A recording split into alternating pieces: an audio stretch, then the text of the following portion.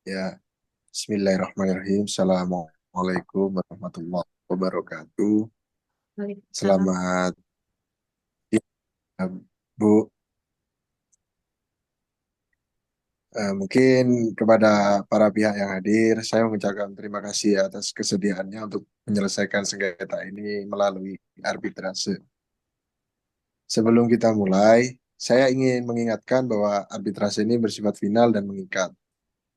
Keputusan yang diambil nanti akan memiliki kekuatan hukum sama dengan putusan pengadilan. Apakah Anda memahami dan setuju untuk melanjutkan arbitrase ini? Saya setuju. Saya setuju, Pak Arbiter. Ya, baik. Saya akan menguraikan ya masalah yang menjadi pokok sengketa pada masalah ini. Berdasarkan aduan Ibu Nada, ya Ibu Nada benar ya, ia Betul, membeli Pak. mobil Nissan March karena tertarik dengan klaim konsumsi bahan bakar yang irit dalam brosur promosi. Namun, setelah beberapa bulan digunakan, konsumsi bahan bakar tidak sesuai harapan dan dianggap boros. Sebagai informasi, sesuai Undang-Undang Perlindungan Konsumen Pasal 19, pelaku usaha bertanggung jawab apabila konsumen mengalami kerugian akibat informasi yang menyesatkan. Nah, di sini saya akan mendengarkan keterangan beberapa pihak memberikan putusan.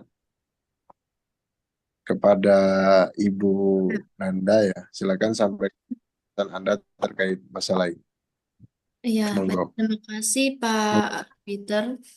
Jadi pada bulan Februari lalu, saya membeli mobil Nissan March setelah melihat brosur yang menyatakan konsumsi bahan bakarnya itu mencapai 20 kilometer per liter.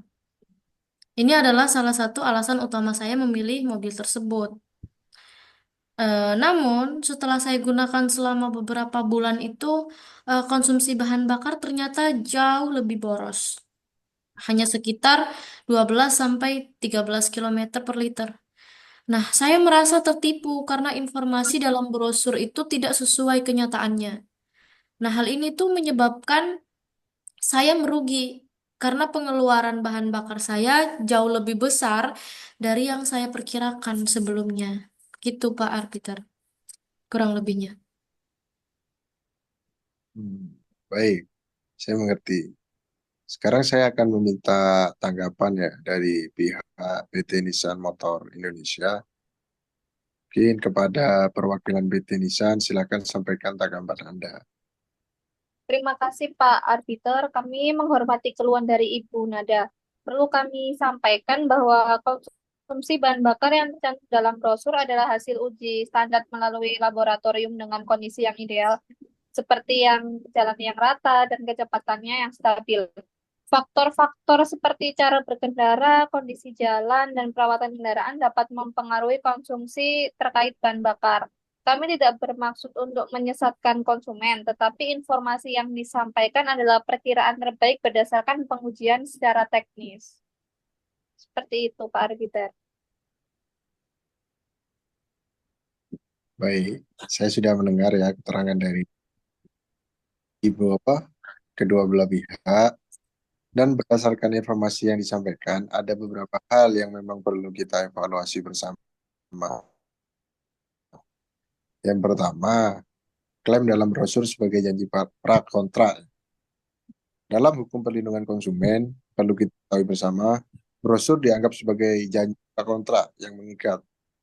Oleh karena itu, PT Nissan Motor Indonesia wajib memastikan bahwa informasi dalam brosur tidak menyesatkan. Itu yang pertama. Kemudian yang kedua, kesesuaian dengan fakta. Meskipun konsumsi bahan bakar ini dilakukan di kondisi ideal, perusahaan seharusnya mencantumkan peringatan atau disclaimer yang menjelaskan bahwa hasilnya dapat bervariasi di dunia. Kemudian yang ketiga, tanggung jawab pelaku usaha. Mengacu sesuai pasal 19 Undang-Undang Perlindungan Konsumen, PT Nissan ini harus bertanggung jawab atas kerugian yang dialami oleh konsumen akibat informasi yang tidak sesuai. Kemudian, saya lanjut ya. Berdasarkan evaluasi saya, PT Motor Indonesia ini tanggung jawab atas ketidaksesuaian informasi dalam brosur dengan kenyataan. Untuk menyelesaikan sengketa ini secara adil, saya mengusulkan solusi yang pertama, kompensasi ganti rugi. Jadi nanti gini, PT Nissan Motor Indonesia ini memberikan kompensasi kepada Ibu Nanda ya, atas kerugian yang dialami. Nilai kompensasi ini dapat disepakati bersama nantinya. Yang kedua, perbaikan informasi di brosur. PT Nissan harus mencantumkan disclaimer di brosur promosi untuk mencegah kejadian serupa di masa depan.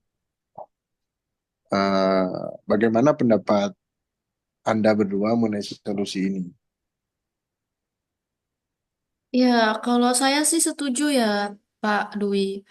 Asalkan kompensasinya itu sesuai dengan kerugian yang saya alami, gitu. Kalau dari saya sendiri sebagai perwakilan PT Nissan Motor Indonesia, kami dapat mempertimbangkan terkait pemberian kompensasi, tetapi kami perlu mendiskusikan terlebih dahulu terkait besaran nilainya. Ya, baik. Untuk memastikan transparansi, saya mengusulkan agar nilai kompensasi dihitung berdasarkan selisih konsumsi bahan bakar antara klaim dan brosur dan kenyataan. Yang pertama ya. Yang kedua, rata-rata pengeluaran tambahan untuk bahan bakar selama periode penggunaan. Jadi PT Nissan apakah bersedia menyediakan data pendukung untuk perhitungan ini? Kami bersedia, Pak Arbiter. Kemudian untuk Ibu Nanda, apakah Anda setuju dengan metode perhitungan seperti ini? Iya, saya setuju, Pak Arbiter. Baik, saya akan menetapkan waktu 1 minggu untuk menyusun kompensasi. Selanjutnya, hasil akan dituangkan dalam putusan arbitrase yang mengikat. Mungkin itu dulu. Terima kasih atas kerjasamanya. Selamat malam dan selamat istirahat. Baik, terima kasih Pak Arbiter.